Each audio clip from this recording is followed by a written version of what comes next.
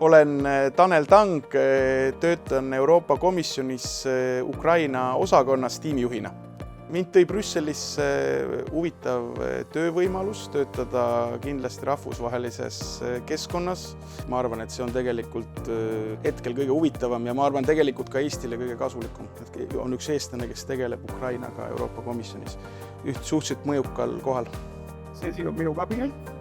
Ja Ukraina Euroopa Liitu aitamine on Euroopa Komisjoni jaoks väga oluline projekt. Mul on selline tunne, et ma olen õiges kohas.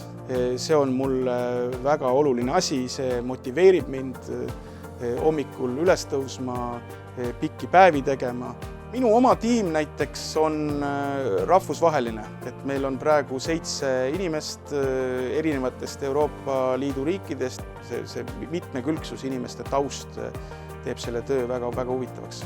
Nädalavahetustel üritan ma ennast välja lülitada, et juhendan noori jalgpallis ja oma poja jalgpallimeeskonnaga olen väga tihedalt seotud. See on Eesti poistel põhinev, kuid ikkagi rahvusvaheline võistkond. Aston Villa Brussels Junior.